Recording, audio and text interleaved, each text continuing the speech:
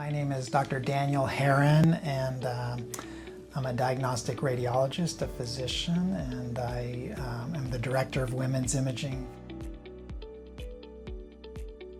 A mammogram is basically an x-ray, confining it to the breast, and typically for most people we'll take 2 images of each breast.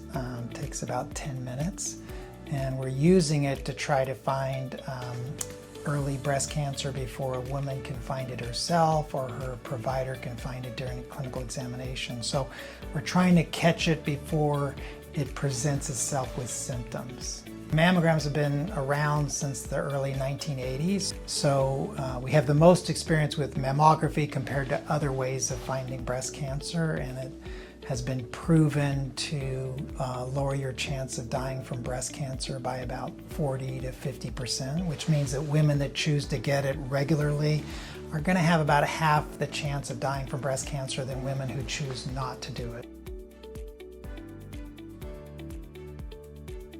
Started out with a certain kind of mammogram, which actually gave a little bit more radiation.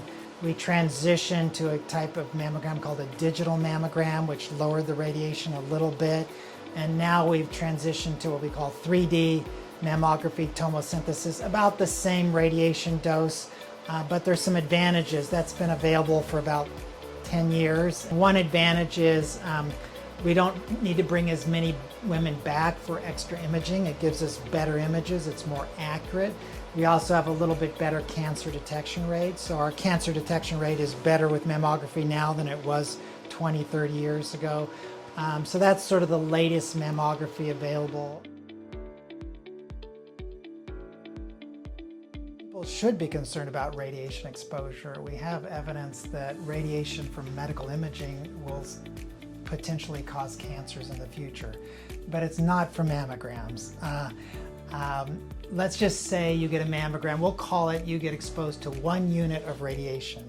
Just walking around in Sacramento, you're getting about 7 units of radiation every year. So about every 7 to 8 weeks, just walking around town, you're getting a mammogram. So let's compare that to like a CAT scan. If you get an abdomen pelvic CAT scan, that's about 25 mammograms. So it's reasonable to be worried about radiation, but mammography is not the one you need to worry about.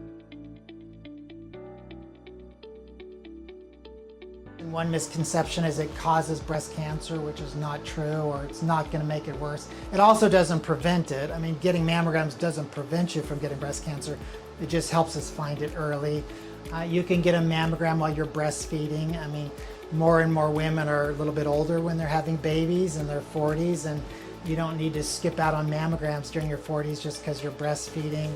You can even do while you're pregnant. I mean, we don't normally do that, but if someone was pregnant and had a lump that we needed to figure out, we're probably going to start with an ultrasound, but you could do a mammogram. You can shield the baby, and again, the radiation dose is so little it's not going to hurt the baby. Most people get breast cancer have no family history.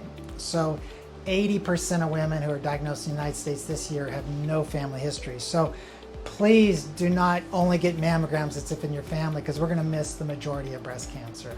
So most people, they're the first one, they're always shocked, and that's just the way it is. So everybody's at risk. If you have breast and are a female, you are at risk for breast cancer.